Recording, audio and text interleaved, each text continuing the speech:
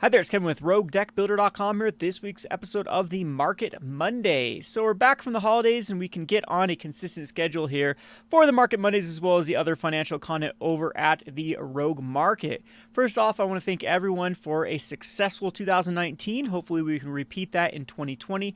The Rogue Market channel has just grown leaps and bounds, and this Rogue Deck Builder channel has actually recovered quite nicely. We had a bit of a lull there for a while, and now it seems to be getting the views and subscribers, and just the energy is there again. So I'd like to thank everyone that has shared the videos, watched the videos, done their part of spreading the good word of these financial market content type videos. It's one of the silver linings for the 2019 year. I've kind of had a lull with Magic the Gathering. Even 2018 wasn't a good year as far as how I felt about playing the game or running a store or just everything surrounding Magic the Gathering. So this has been one of the silver linings, is just talking the finance content with like-minded people here on these two channels. So thank you. So I'm going to start off where we left off with the last video, talking about some of the indicators for the current market surrounding Magic the Gathering, and it's not looking good. Usually at this point, I know it's still very, very, very early January, but usually at this point we're starting to see a little more energy with the upcoming set and prices spiking. Of course, there are a few cards like Enlightened Tutor, I noticed, had a little bit of a bump. Other cards that deal with enchantments, because Theros is having such a huge enchantment theme again, those type of cards are going up. And of course, Walking Ballista is going up because of the combo with Heliod.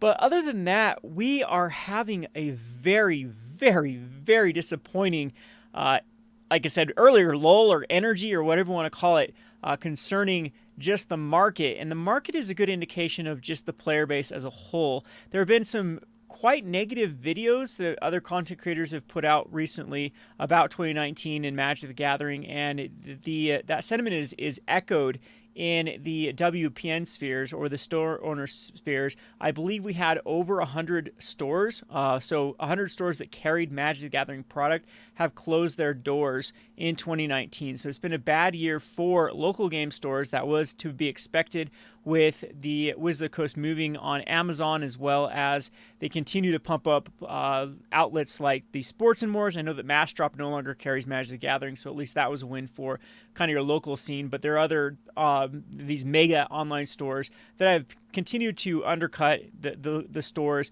and just push product out for very, very cheap comparatively to where it's been in previous years. Some players will argue it's a good thing, but I think we're getting hit with a double whammy where the market can absorb both, where we have a what I want to call an inactive player base, just a lack of energy player base, a lack of people that are motivated to really play Magic the Gathering on levels that we saw with Dominaria through War of the Spark. And then we have kind of the market shifting with the online sales. We're pushing out for very, very little above just the cost of products. And that's led to just a free fall in the both sealed product market as well as the singles market. So as you can see here, I have the daily change for just standard right now, and you can click over here for modern. And typically what you want to see is not showing the modern one here. You want to see the winners, of course, going above the losers. You never want to see the average losers going above the winners, especially with a new set coming out. Like, the only time you want to see massive price decreases is after a set has been released, like 1 or 2 weeks. You'll usually see these prices tank more than the cards that are going up. However, you can see that if you compare these charts, it looks like the losers are winning out from the winners, meaning that on average, a Magic the Gathering card is going down, not going up, which is where we were at when I left off in December. So that trend is continuing, especially in what used to be the two most stable markets, which was Modern and Commander. And of course, Modern got just kicked in the nuts with Pioneer. I don't think that Modern's ever going to recover. I still think that if you have Modern staples, it's a good time to get out of them. The only reason that I would keep any Modern staples is if they have any sort of double dipping into either Pioneer or into Commander. But Commander's a very iffy sphere to go into right now, because we are going to be having a 2020 that is projected to have many, many, many Commander decks that are released in Ikoria. There's supposed to be a few other Commander decks released sometime in the summer along with the normal release of the Commander decks. And speaking of Commander 2019, that had a re-release of even more products than was the initial wave. So there's plenty of Commander 2019 to go around. They're just driving prices down with that format. However, Commander usually has been the bread and butter for cards that have the best chance of being your safe bets. And the end of 2019 and now in the early 2020 is definitely not the case for Commander staples. I highly encourage you to come over here to EDH Rec, look at any of these top cards by color, and then type them into Goldfish, and you can see that most of them are still trending down, even though we haven't had any significant reprints with most of these cards or any other reason why they should be going down. So yeah, take that for whatever it's worth. In my opinion, that just confirms that the market isn't able to absorb or handle all the new products that are coming into it, and the lack of energy leading to the lack of purchases in the singles market, leading to the lack of play, is also causing the prices of cards to go down. A lot of people speculated that it was just cannibalizing collections to buy into Pioneer, but now Pioneer seems to be stable. Pioneer is also not going up leaps and bounds. So if we actually go over to Pioneer, same sort of stuff. If you look besides just a few cards, there isn't a lot of movement, at least in daily change. Goldfish is down here at the moment, but when it was up, there wasn't a lot of movement in Pioneer cards as well. So the market's finally absorbed what it is going to absorb with Pioneer. I actually think we're going to see some price adjustments for many of the cards from Pioneer to go back down to earth. A lot of them were spiked up preemptively.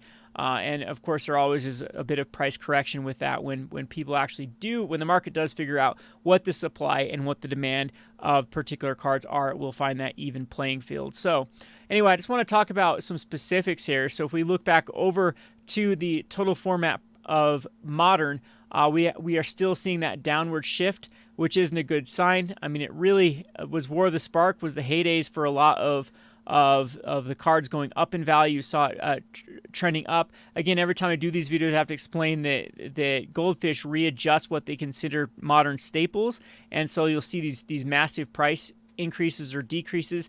That's when they change the amount of cards they consider staples, and you'll see an adjustment accordingly. But you can always go to after they adjust them and see where it flowed. And these ones, both of them, when they adjust it here, has been trending down, and then when they readjust it here, has also been trending down. If you click on any one of these cards, like Mox Opal, that sees a lot of play, it's trending down. You even see the cards like the Sword of Fire and Ice is starting to trend back down after its initial price increase because of the Stoneforge Mystic, and we even see cards like Scalding Tarn really trending down. Now, there are a lot of rumors in the rumor mill thinking that the local game store mystery packs, the unspecified cards, the mystery cards and the mystery packs for the local game stores are going to be the fetch lands. I have no inside information about that. That's just what I've heard around the block, and that could be making these prices go down, but highly do not think that they're going to be in there. So speaking of mystery booster packs, while we're on the topic, I have got my numbers in, and it's pretty mid-tier, I would say, comparatively to other sets. So my store, which is a very small store, can get 18 boxes of them. Comparatively to a regular release, we only get about 24 boxes of any regular standard set for the pre-release allocation, and there's a little bit of an allocation later on called the regular release, which is an additional 24. So if you compare 18 to 24, that's not that big of a jump. So I'm thinking the supply of mystery packs are going to be very, very high, and I think that's also playing an additional effect into the market as a whole, which is too much saturation coupled with the factor of the lack of energy, the lack of sales, lack of play, is just leading to this scenario we're in a magical recession. So a lot of other indicators here. This should be the time the Ultimate Masters is moving. Ultimate Masters is now the cheapest it's been since it's even out of the full set is 924. And yeah, it's never even been here. Even that little blip there was 925. So we have the lowest Ultimate Masters that we've ever seen, which is a bad indication of a set that did have quite high supply. But at this point, you would expect that it's a year old now, over a year old. It should start to be trending up. Typically, these type of things would be about 6 months, not quite a year for these cards. So we're in just a whole new playing ground here with Magic the Gathering. But if you actually take a look at some of the other sets, like even as close back as Kaladesh, those have been trending up. But again, I think it has more to do with Pioneer and, of course, the lack of Pioneer cards in these type of sets. Anything that doesn't contain Pioneer has seen that massive recession, and that's the one sector in Magic the Gathering that has gone up as Pioneer. But again, that is coming to a close now, and I'm expecting maybe we can get a good tax return where people will begin to purchase cards again, but I'm expecting Pioneer to really cool off and start to trend down like other cards. Now, I guess that's the $1,000,000 question, like I proposed last time. Is Magic the Gathering, what will it take for Magic the Gathering to reinvigorate itself, to find the energy that we saw in Dominaria through War of the Spark? Can it find that those key factors? We've had a lot of criticism, as I said before, from other content creators, from the pro scene, a lot of drama there in 2019. It seems like everything keeps getting pushed over to Arena and into these tournaments that no one wants to watch. It's kind of pathetic at these Magic Fests that the kind of the sideshows are now the whole reason to go to them rather than the main event, as more and more people keep skipping out on both the coverage of the more professional scene, as well as even trying to aspire towards it. And I think that will have a negative impact going forward unless Wizards of the Coast can kind of find their bearings and realize that they need to channel that pro scene. They need to have a way for people to shoot for the stars. I've discussed this with other store owners. I've discussed it with my play group around here, that even if people don't have a chance, I mean, like, everyone dreams to be on the NBA, and that's why they buy their first Air Jordans to try to, play at their local their gym or their, some street ball, because they want to go pro even though they have no chance. I mean, that still leads to that sale. That still leads to that energy in the game of basketball. And it's kind of the same thing from Magic the Gathering. If you take that away, if you take the whole reason to try to aspire towards something, you're going to see an effect on the game as a whole.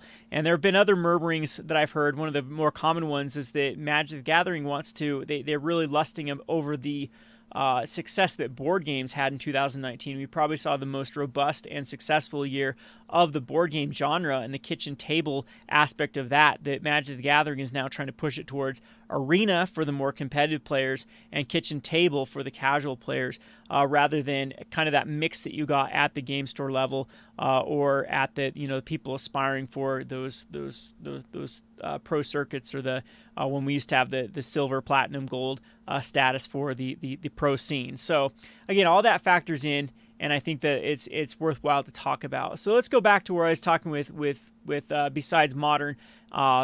These type of cards been doing a little more, like I said, doing this with looking at the specific cards that do see the most, and even ones that have been reprinted. This is a bad side when something like a Toxic Deluge can't continue to have its normal trajectory that we've seen since it was last reprinted. Yeah, these type of spikes.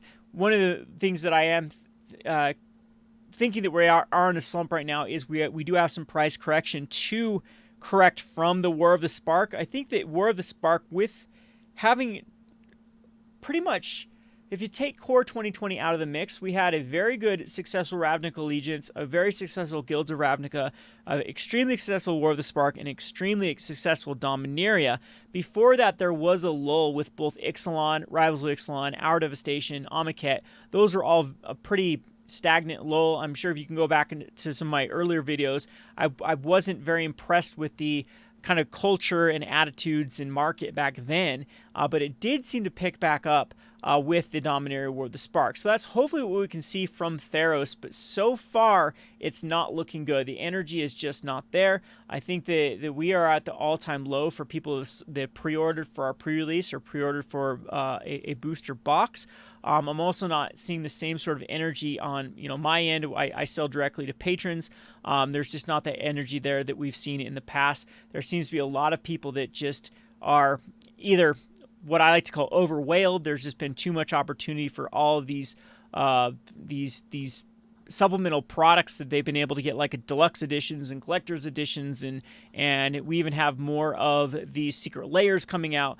Those have taken away from that, and then I think these types of purchases end up kind of feeling like a feel-bad purchase when they aren't as special as you think they are, or they they released them so quickly. Like, we're gonna have another one in January 2020. We just had them in December. You got to think back at the masterpieces, the first ones that were released, or the expeditions. Those were something that were highly sought after and that made Battle for Zendikar sell like crazy.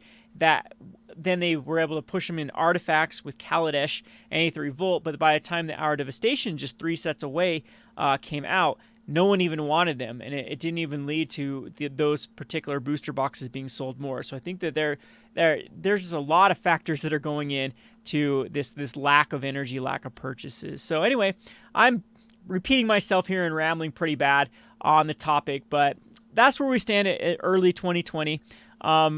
Very, very, very, very bearish. I am not excited about the market. Definitely not like it was last year. I'm actually kicking myself for not selling out and rebuying into Magic back in about April. So if you do start to see Magic the Gathering trending up, it could be a good time to be buying into these staples. What I would do would be to target modern cards that go both in Pioneer and in Commander. So, but even those are a little bit risky specs at the moment because we don't know what the future holds for us for the reprints for the Commander cards, because this is the year of the Commander.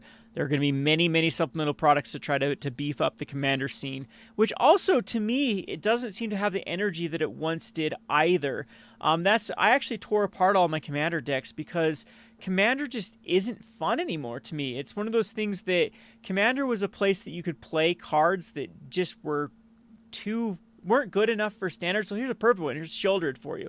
Sheoldred wasn't good enough for Standard, but it was so fun to play in Commander because your big 7-drop was actually very impactful, or something like Sidisi Undead Vizier. Those type of cards, Torment of Hailfire, those type of cards were just these weird, awkward places in Standard, and they of course weren't powerful enough for Modern, and so the only place really to play them was in Commander. But when they keep pushing cards like Brawl basically is Commander, or these Commander 2019 with cards like Crick that are just strictly better than anything that's ever come out of your crappy draft chaff, it just makes you less excited, at least for me, to play Commander. And Commander's just getting to the point where it's so fine-tuned that your 100 keeps getting better and better and better. I remember when I started off with Balthor or Animar, I had to play some pretty janky stuff in my deck.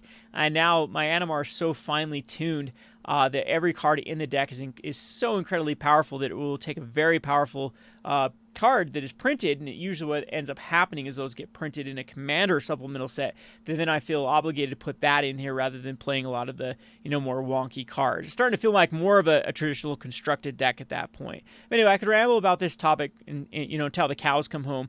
It's just that's been my whole sentiment. I think a lot of other people share that sentiment with Magic the Gathering. It's just lost its energy, it's lost its zeal, and I think that Wizards of the Coast and the whole scene in general need to refine their bearings and figure out how to get that energy back.